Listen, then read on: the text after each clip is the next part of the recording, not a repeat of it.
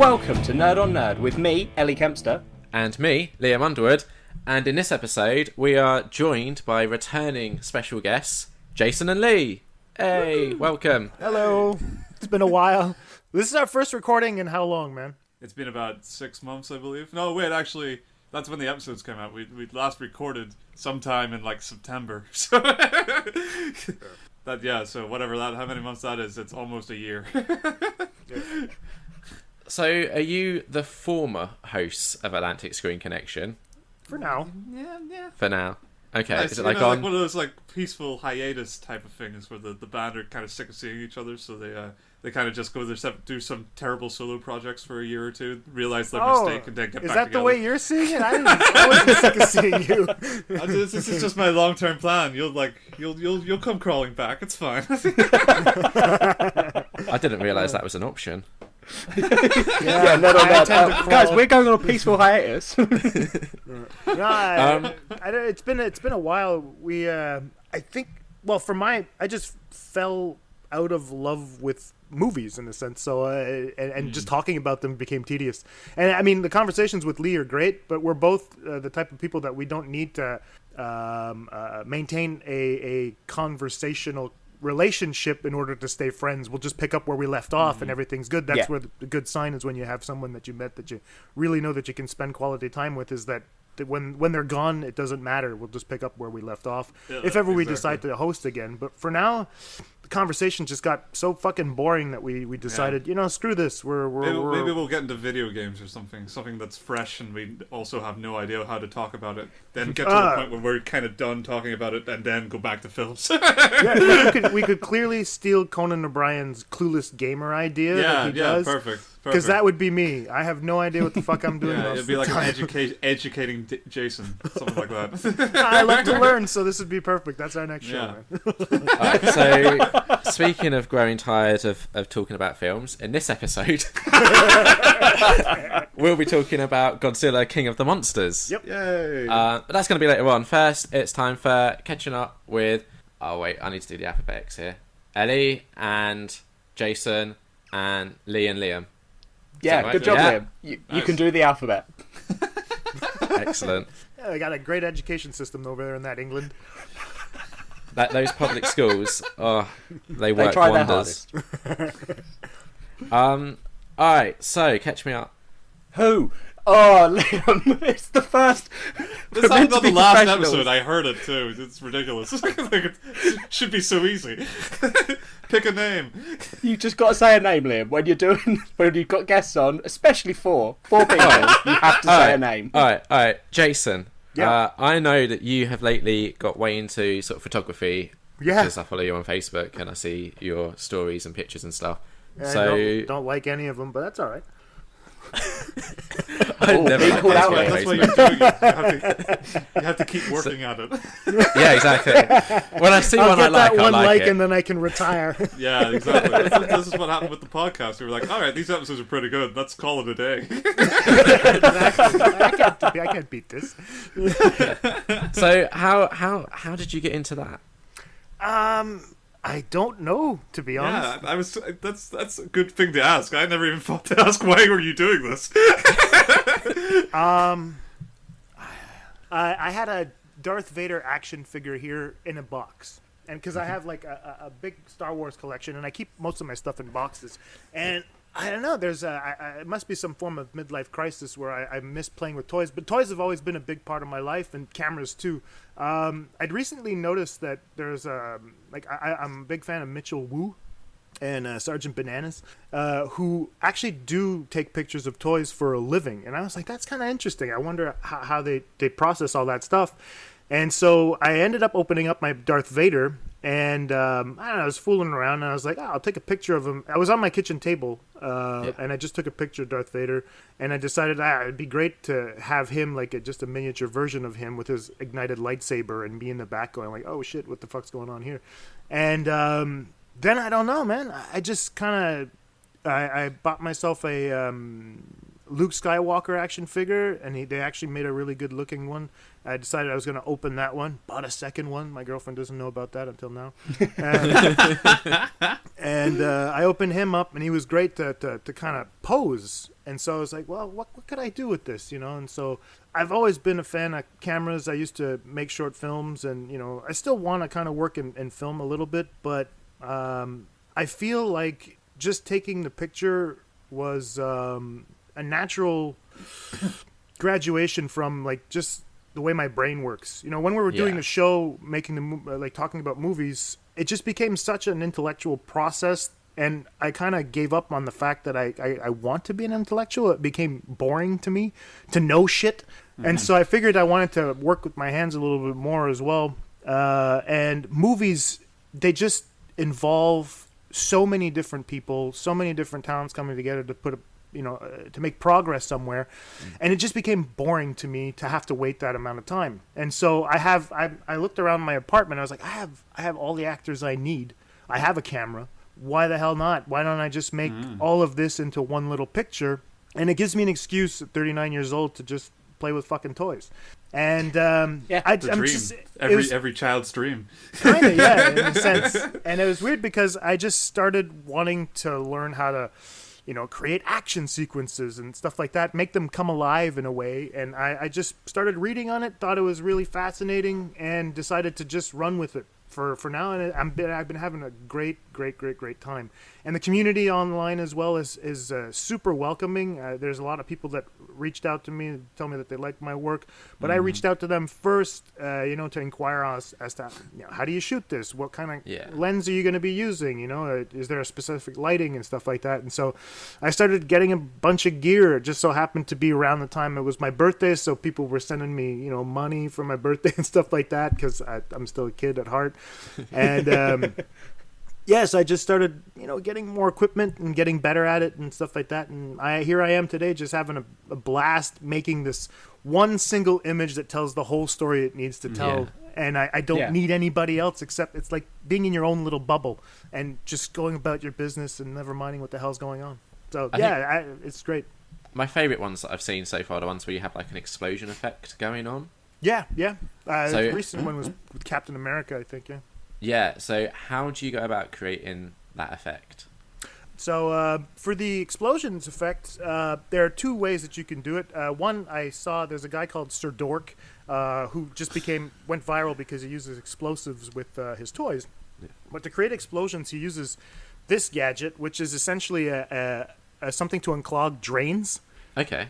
All right. And so there's a pump at the bottom of it right here that you kind of pump to whatever amount that you want to create how much debris you want. And then there's a trigger and you release it and it kind of creates this just big air explosion. And so the thing is that depending on the angle that you decide to put on it, you'll create either flying debris like you saw in the Captain America one, or I could put it, there's another one that I have with the Mud Troopers from Solo where it's like in water and stuff like that, and you can have flying rocks and things. So that's to really create chaos. And another one is with just a keyboard cleaner. Okay. You put the nozzle on it right here, and then after that what you do is, depending on the angle you decide to put it at, you can actually kind of create this line of flying dust or sand or flour, depending on what you're trying to do. If you turn it upside down, it actually creates smoke. They tell you not to do that on the can, but at the same time it creates a really great effect.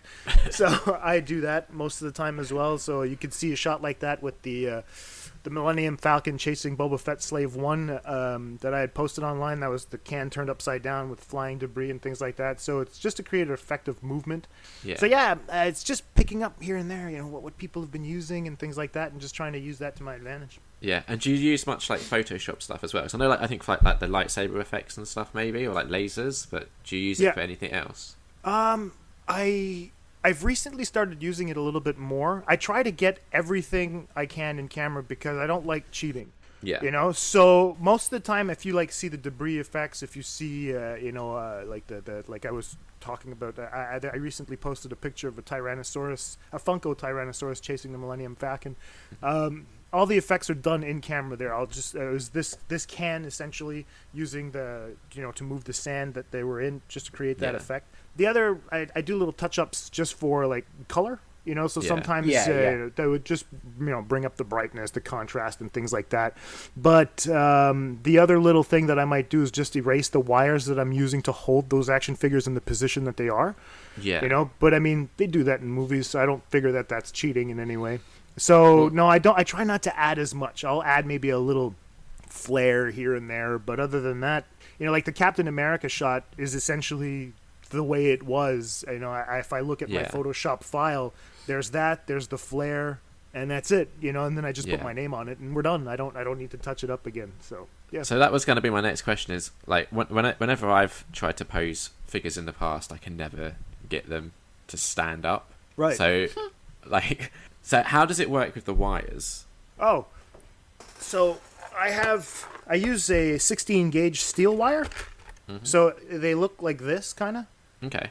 All right, and so this is a short one that I use. Let's say for I was taking pictures of Chucky yesterday, and so he's kind of small, so I use something like that. And depending on which one I want to use, so I'll have something that's longer in length, and then I'll fold it in a way where it actually creates the support that I need to counterbalance the weight of the figure.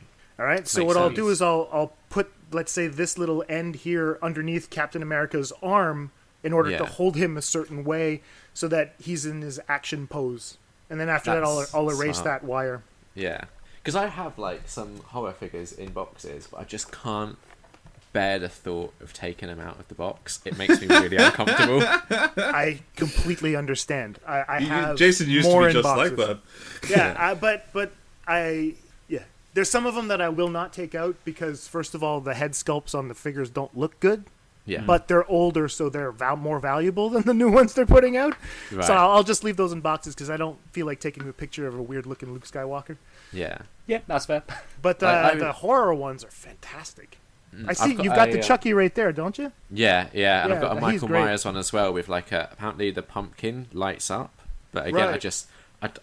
You'll it never makes know. me and like on the back of the boxes they have like those sort of pictures where they have like the nice sort of backgrounds, like is it dioramas? Is that what you'd call that? Yeah, that's there's a guy that I know in town who reached out to me because he liked the shots that I was taking, and he's lent me his diorama to Oh, take nice. pictures in, and he's going nuts with what I've been doing. So it's really That's fun. cool. Yeah.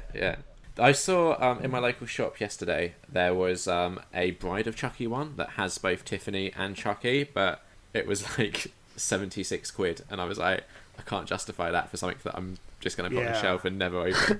It's the same thing for me. Like the guy that I know, who builds dioramas, he's a crazy enabler.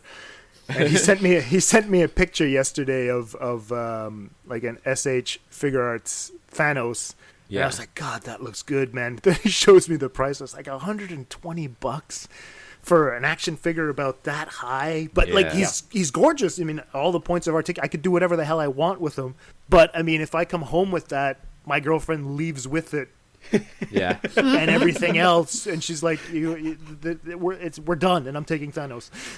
So the other thing that like absolutely fascinates me about these pictures is the lighting. Yeah. So how the hell do you get the lighting like that? Oh, well, I'll send you a picture of that too, because I'm a fan of posting the way that I do those things, Yeah. because apparently, like, a lot of people do it in the community, and I just kind of picked up on that. I was like, you know what, I'll share the way I make the pictures because a lot of people out there are wondering how the hell you do that stuff. So Well, sometimes there you go. it's almost more impressive seeing how it's done than seeing the end result. Oh yeah, definitely. Which is why we like, behind like bonus features on DVDs. It's yeah. like, how did they pull this one off? Yeah, like, So- that is crazy. Yeah, so So was this the diorama that you borrowed? yeah. It's actually a diorama he had built for a friend of his that he sold him because he just wanted to display some of his action figures. And the thing is that the dude was moving out of his mother's place. What a cliche. And so he finally got his own place, and the diorama was just sitting there. And so Miguel, the guy who built the diorama, says he reached out to me when he started seeing my pictures because I'm part of a Star Wars Facebook group. Go figure. And he was like, "Dude, where are you from?" And I was like, "I'm in Quebec City." He says, "Well, where the hell are you?" And so it turns out we live a 15-minute car ride apart from each other. And he says, I build these dioramas. Would you like to come over to my place and check it out? I'd love to lend you this. And then he started showing me his collection of action figures. He's got if he doesn't have 50 stormtroopers, he doesn't have any at all.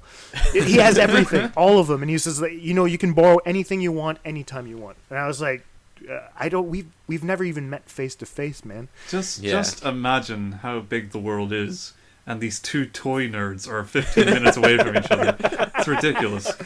And so I went over to his place for an afternoon, and then I spent about 5 hours there just taking pictures. I made one that was completely insane with Chucky and 11 fighting with lightsabers.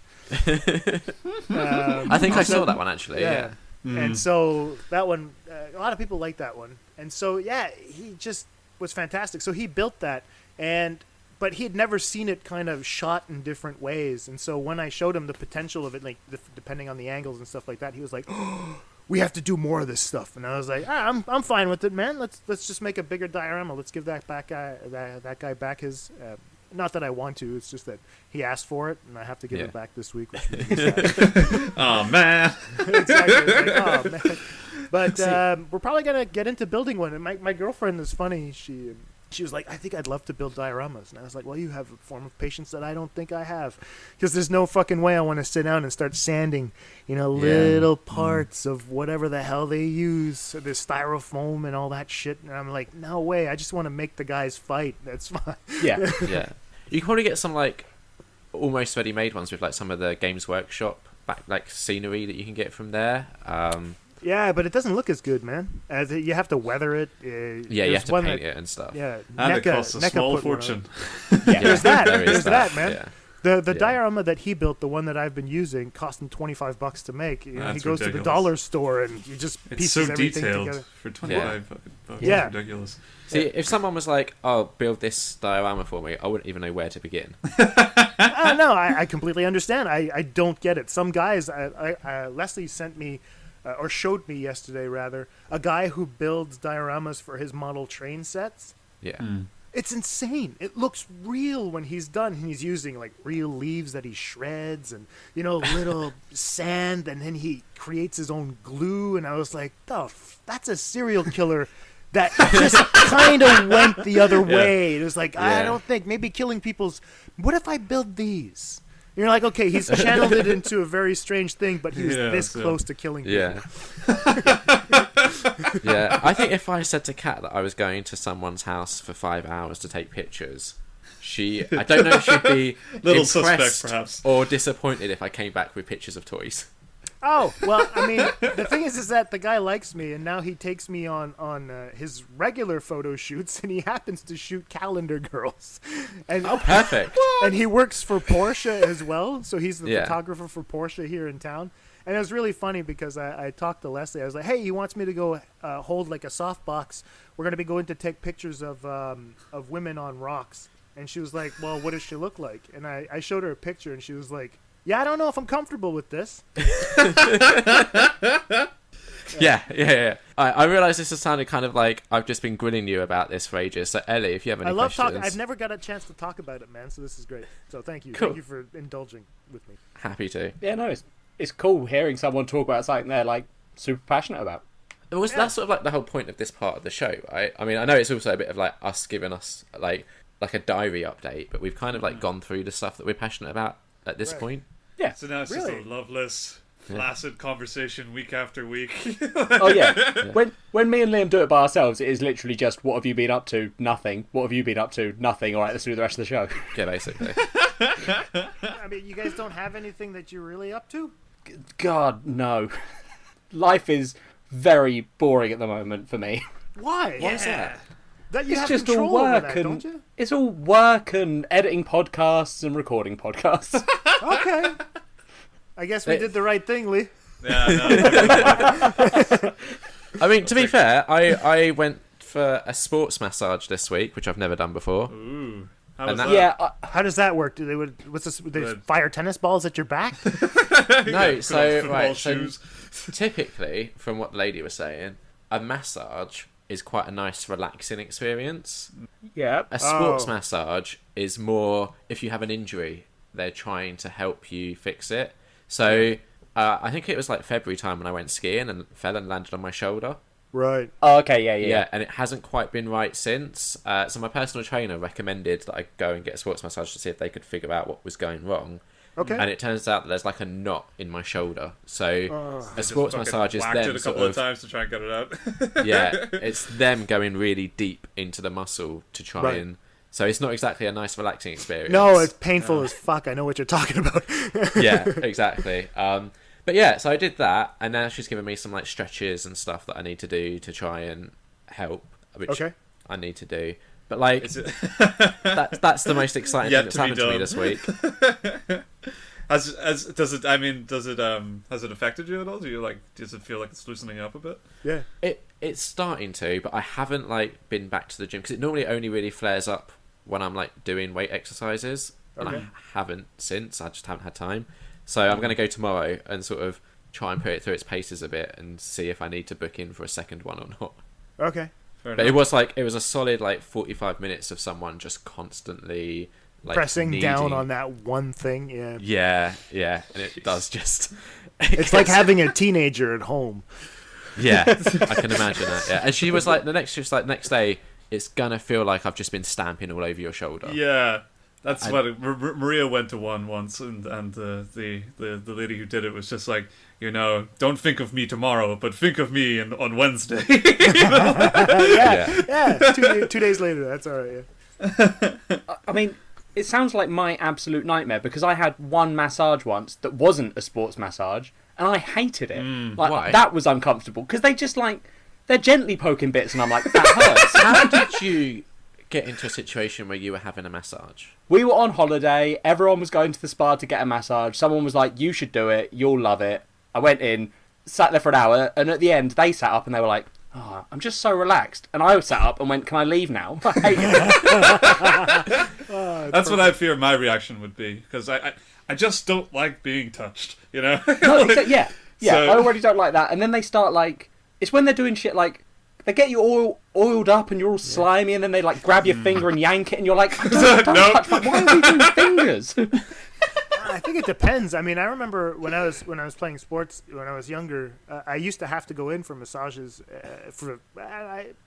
I don't know if he was trained massage. Anyway, he was the guy that my father used to do lots of karate with. So he was he knew a lot about Maybe he just fancied physical you. activity. It's like, oh, get that guy sat My dad down. was there, Maybe I can fucker. rub his Careful shoulders for what a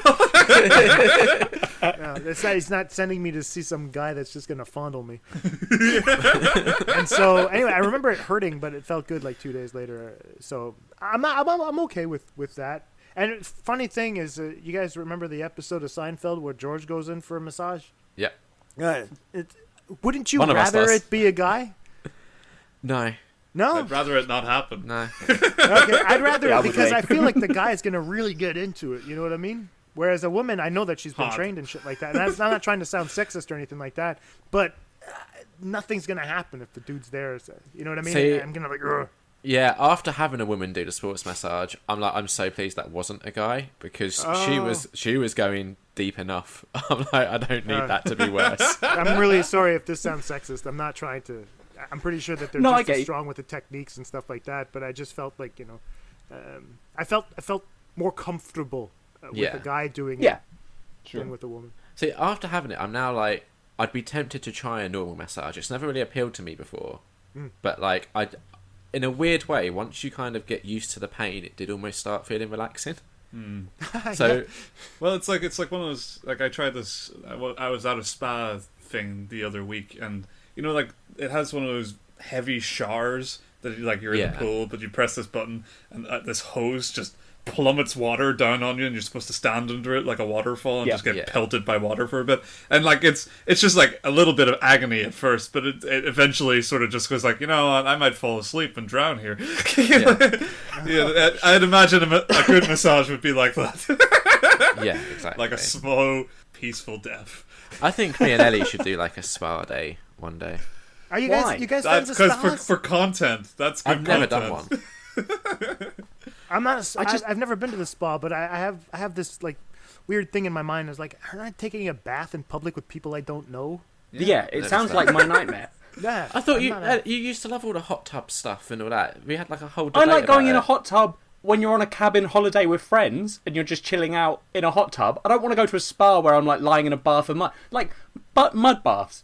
Everyone says they're relaxing, but it's a bath and you get dirty. That doesn't make sense to me. I completely understand what you're saying. I completely agree with you. Let's go get dirty It's all together. just- No. Now I have to clean up all these fucking things all over the wrinkles that I have on my body now because I'm aging. Scrape Yeah. it out. Yeah. It's like I'm going in to get weathered. It doesn't make any Exactly, sense. yeah. The whole thing's just ridiculous. So Lee, what have you been doing with your time now that you're not recording? Fuck, I don't even... all kinds of shit. This is catching up for me too, by the way. Yeah, I I have know, no idea yeah. what Lee's been doing. I guess since the podcast, or since we stopped doing the podcast, I had spent about a year or so not really working, kind of just trying to do the writer's life, which was starting to feel badly. And then at a point, Maria and I actually went into business for a little while and started a graphic design company that was doing pretty well until we drove it into the ground with horrendous amounts of debt. So that was a learning experience. That's the way to look at it. Yeah, exactly. Now I'll know never. I can't be trusted in business. You know, I just have to work for somebody. So after that, in the last couple of months, I started a job with a cycling company to do the writing for their website. Which, you know, it's almost like I got to use my degree. It was almost like it was important. It was like literature for bikes.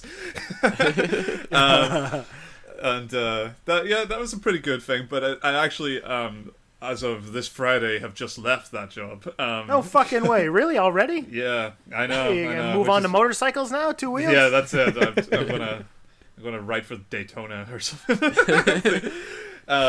No, fuck, it's a whole fucking it's just a nightmare. I can't. I've struggled yet to find the words that don't make me sound like an impetuous asshole for leaving. But essentially, I wasn't forced, but I was shafted a little bit, and I very much took it in the way that you're supposed to take it, I think, which is to tell them to go fuck themselves and then go get yourself a new job. So I didn't have time to get myself a new job, but I did tell them to go fuck themselves. Oh, no. Yeah, I'm kind of now in between a couple of things, got a couple of things on the horizon at the moment that I'm excited to work on. But I What recently, happened? I want to hear more about this story. What happened? Why do you think... I don't know how much is like, can you say this shit? Like, if it's like a company and like other people's lives on the line, but I think it's You don't have to essentially name anyone, but I mean, is. essentially, Yeah. what was the reason? And not in broad strokes. The reason was right. For 3 months, I was on probation. I had a full contract, but I had to pass a probation, and I got to the sort of end of that probation when they suddenly decided to delay the signing off on that probation. fuck Then I got sort of held back for a meeting one day. We got a different boss just take over, and he basically said the metrics by which you had been doing the job have changed. And not only now you have to do your probation again, but it's going to be twice as long, you know. And so to me, that was like, and I was the last guy to join the team. And from a very, very cold, practical scenario, I totally understand why this happened. You know, like because the company was restructuring a little bit, and they're kind of looking to kick people out somewhere down the line. And he wanted to keep me on tenterhooks to say, well, you know, if he performs better than the guys who've been here for a while, maybe we can ditch one of them. But at the same time, I could only ever see it as, you just want to keep me on probation because you could fire me at any point and you don't have And you to can pay me less. Yeah, exactly. Yeah. Exactly, right. Fuck them. That's stupid. Well, that's what I mean. Like, and a lot of my other boss, he was kind of like, he didn't see there was a problem with that because he was just like so assured I could fucking do the job and just get on with it and be there 6 months later, not a problem. But to me, it was kind of missing the point. You know, it was a bit of a fucking slap in the face to have worked hard and done my job well, and then to be told, hey, you know, it'd be great to let you stay here or do that job, but you know, at the end of the day, we might have to let you go somewhere down the line. You're like, oh well, don't worry, I'll show myself out. I think as well, like when you're in a company like that and they're restructuring, there's always a case of it could be like last in, first out sort of Well, thing.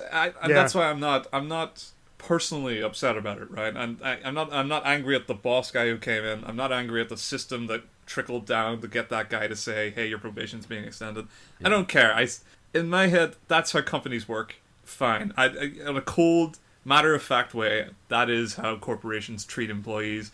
And, I'm not going to pretend like it was more important because it happened to me rather than it happened to other people. It always happens. You just kind of have to roll with that to an extent.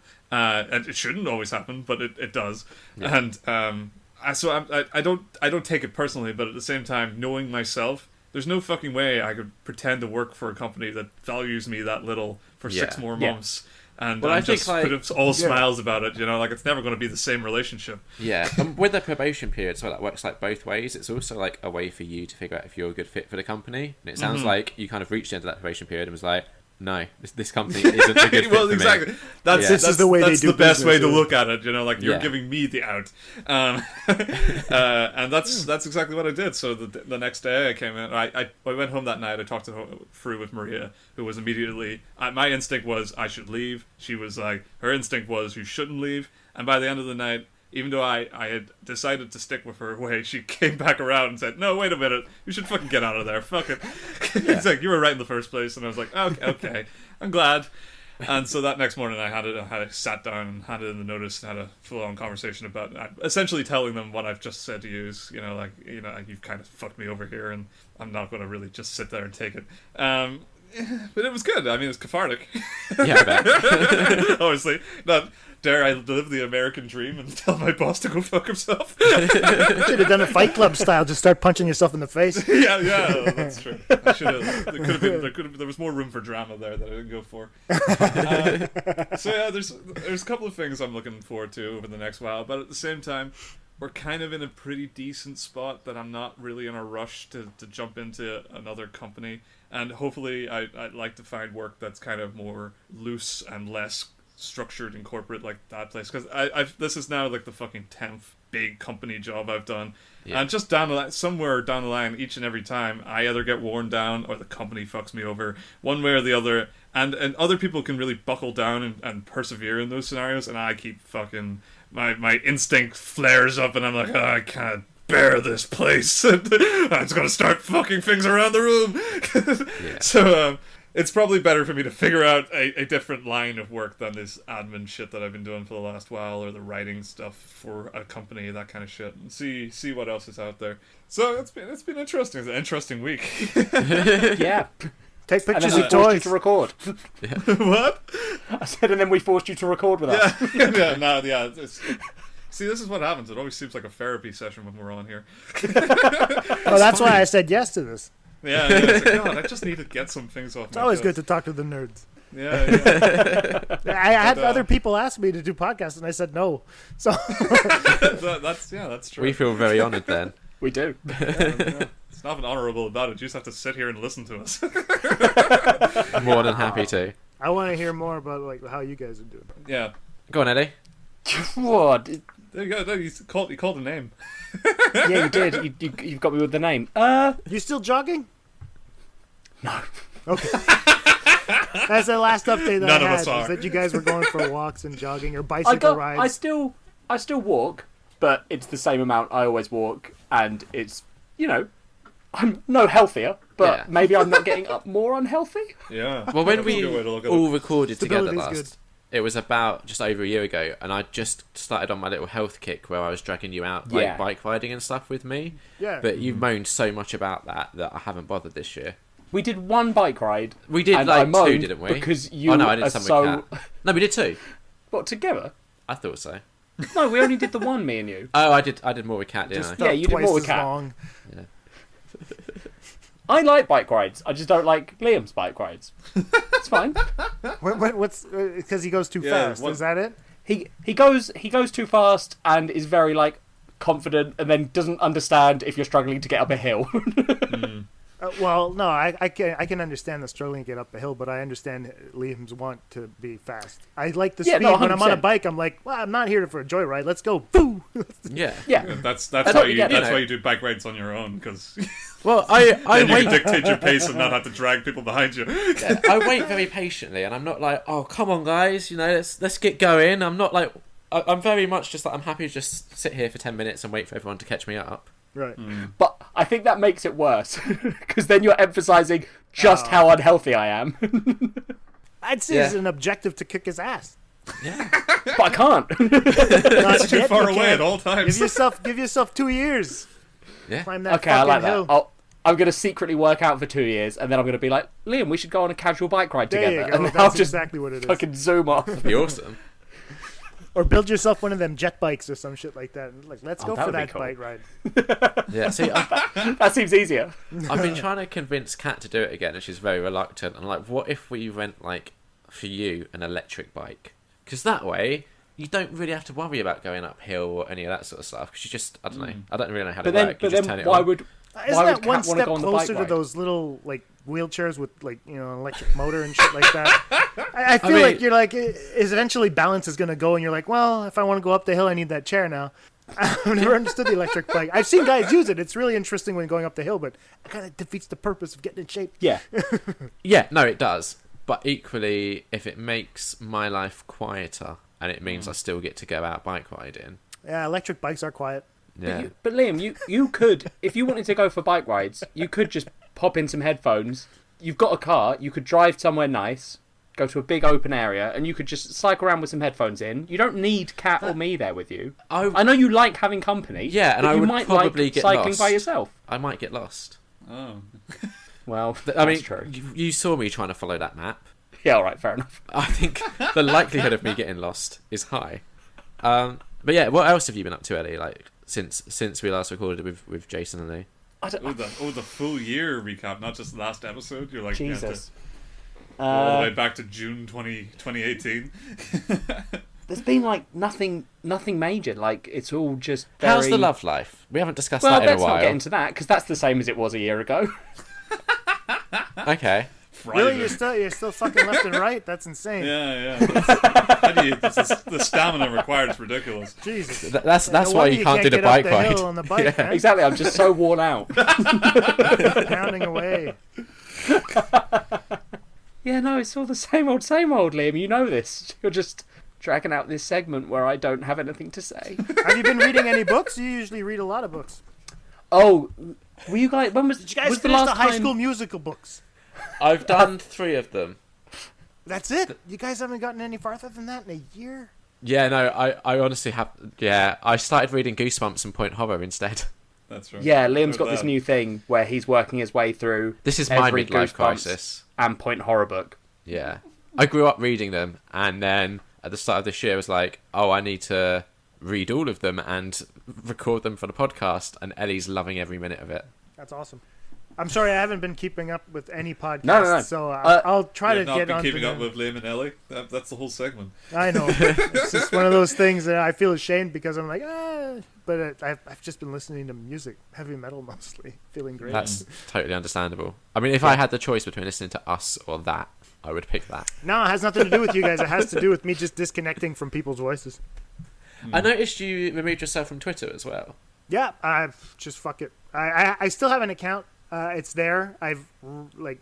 But I deleted everything that I had before because I just realized that part of the conversation that we were having with film was, I don't know if it's because I'm Canadian and Lee's Irish, but we can't seem to get along with any Americans because it's not a conversation. It's just yelling your opinion into a void, and there's no place for discussion. And I think that that's my mistake, is interpreting a social medium as a place where you can actually have a conversation where you can't. It's just one of those things that's impossible. You're looking for a forum or something where like it's gated to a very select amount of people. Exactly. Yeah. And I mean, even when I go back on Twitter and I look at like the hot takes and shit like that, I'm still, sometimes I'm tempted to answer, and then I come back down to my senses and realize, first of all, what would be the point of that? And second of all, am I really interested in this person's answer? So I've always thought those two questions on my mind now, and so I don't tweet. I look at the news. I see what's trending and things like that to see what kind of dumb shit Trump came up with that day. Yep. And occasionally, like, this came out, so I'll be able to go check that, But other than that, nah. And it's liberating. Very, very liberating. It's I tend to try to be more of a positive person, and I've noticed that it's just so fucking negative, man. Twitter is a fucking cesspool of garbage, and it's frustrating. I mean, probably not going to use that in the next ad. Yeah, Ellie probably has a lot. So with me on Twitter, I'm very selective with who I follow, and if people start getting very negative or like yelly, I just unfollow them, remove them from my timeline, and I've kind of like curated a Twitter experience where it is generally pretty positive things, and you're definitely right. It's hard to have a conversation, but it's nice to like every now and again when you put a tweet out there, you generally will get somewhat positive responses, and I'm very quick to seem to foster good conversations on Twitter more often than not. Every time I sort of jump in and see it on the timeline, it's like you've got like Amanda or somebody, and it's a full-on conversation of back and forth between the three of you. Yeah, whereas we replied to somebody, and then it's like, "Fuck you." Exactly. Last Jedi sucks, and you guys suck too. Oh man, that was a conversation that just wore me into the ground. Yeah, people are still sore about it. I mean, even now, I'm mostly on Instagram because I'm posting my pictures, and then occasionally I'll have this one comment, "Last Jedi sucked," and I'm like, I'm really sorry that your mom took you off breastfeeding too early. Get the fuck out of here. But like my experience on Twitter is going to be way different to Ellie's experience on Twitter, because obviously I see like the sort of stuff that you're retweeting, Ellie, which is a lot of like trans news and all this sort of thing, and there is just so much like hostility and negativity around all that sort of thing. I basically use Twitter fucked up, man. I use Twitter to like berate myself in the day. I'm like, I'm just going to pop onto Twitter to see what hatred I can find. Oh god, that's not true. I usually try and find I'm just like, I don't know. It's weird because I didn't used to use Twitter very much. Yeah. Then I started using it, and it was just bullshitting around on Twitter. Then I stopped for ages, and then I came back on, and just now it's like a lot of trans stuff or weird film stuff because of our connections through the podcast. Right. So like my Twitter experience is people being like, "Oh, I really enjoyed this film," and then someone else being like, "Trans rights are in danger," and I'm like, "Man, my day is weird." That's a jump. But I usually Ellie's stuff is always very inspiring or socially conscious when it comes. That's a good account to follow. Then I'll go do that. Yeah. It's weird. But I never see the bad side of it. I never got to see the fucking the comment. No, it doesn't post underneath it like "fuck you." I never got to see that side of things. I think I've only had, because I'm not followed by a whole lot of people. Like even. But I'm sure your tweets fall into the sort of the trends that are important about like trans rights. So obviously it's going to attract whoever's looking for that, be they good or evil. I think I had one tweet where I tweeted something like personally about trans stuff and had people commenting being dicks. But in the end it was like 3 people, and I was like, and the tweet was all about, it's not a debate, so I'm not going to debate you. And then like these 3 people commented mean stuff, and I said to Liam, I went, well, the best thing is, if I don't respond to them, I've proven my point about not debating them. Yeah. So, but what was also good about that was someone else was jumping in and defending you and the point that you were making. Yeah. So I was like, I don't need to debate them because this other person's doing it for me, and I'm proving my point. I'm having a great time. Yeah, that's pretty good. So I've only made the mistake. It shouldn't have to happen, but it's pretty good. I've made the mistake once of like engaging with someone in a film thing where they were like, so like if you think, I think it was last year, like, if you think Avengers Infinity War was the best film of the year, you're not going to the cinema enough. And that just like, I hated that attitude. So I responded to it, and that just opened up a whole can of worms that I was like, instant regret. Like this is the side of Twitter that I don't want to be a part of. So I kind of like disengaged. One of its only sides though. Yeah, exactly. But I mean, it's very weird going from all this like people arguing very intensely and passionately about film stuff to then seeing what Ellie's sort of retweeting about, which is like, these are like actual lives that are being affected by this sort of thing. Yeah, that side of Twitter is definitely more like I follow a lot more sort of political voices and minds out there, YouTubers who are all about social change and socially conscious, and that side of Twitter is about the only thing these days keeping me going, because I can go on their account and just scroll through and be like, okay, that's funny, they're calling out some asshole, or that's funny, or that's good to hear, that doesn't, destroy my faith in humanity. But then then I still have a lot of the context that I had established from doing the podcast and the film reviews, and it's actually kind of amazing that there's still you're getting tweets on the feed that are like, post your favorite film that's underrated, and it's like, okay, I mean, it's just baiting, isn't surely it? Everyone has had this conversation by now. Who the hell is just joining Twitter and like, oh my god, this is my chance! I can finally tell them about the film that they've never discussed! And of course they've fucking discussed it. You know they have. I don't know. That's just tedious, that shit to me.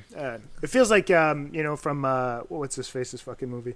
Dazed and Confused, when Matthew McConaughey, he says, what I like about going out into bars? He says, I keep getting older and everyone else stays the same age. And I feel like that's the kind of way to look at Twitter, is that I get older and everyone there stays the same age. And I'm just like, I don't even know if I can handle this conversation anymore, because I'm like, who cares? Who cares what are the most 5 underrated? Everyone's going to have a different opinion. You're sparking debate for absolutely no reason. Well, it's also that nobody uses that to actually learn or take recommendations. Exactly. It's literally to shout what they like and then shit on people when they say something they don't like. Yeah. And I completely agree with Liam. If Avengers Infinity War is the best film you saw last year, then you need to get out more. And I'm like, well, what if this person, is in a situation similar to mine where he can't afford to go to every fucking movie. He's got a family to take care of. I am living in a location where it's actually difficult for me to get to English films because they play them at an ungodly hour. So, I mean, if I manage to get to the movies 4 or 5 times a year and I watch 4 shitty movies and Avengers Infinity War, which I like, yeah, it happens to be the best movie I watched that year. That's my reality. Who the fuck are you to tell me that it's not a good thing? That I need to get out more. Fuck off. Yeah, exactly. So it feels like people, they don't take anything into consideration except for that one thing you said. There's a context around all of our lives that people are like, nope, that tweet, that's who you are. And you're like, fuck off. I don't need this. But I think equally as well, like, if you did go 100 times and saw a wide range of films, but you still found Infinity War your favourite, that's still valid. Yeah, it's a taste thing, right? That take just rejects any approach. It's like, oh, I watched 200 films this year, and Infinity War I'm still thinking about it. Yeah. You're like, fuck you don't get to have that opinion because you ... question mark. It's this weird snobbiness that it's very prevalent on Twitter, and I don't have time for it. As someone who as someone who unashamedly loves the High School Musical films, I can't have time for film snobbiness. I have short and very particular time I use in the day, and this isn't it. This is not a part of that.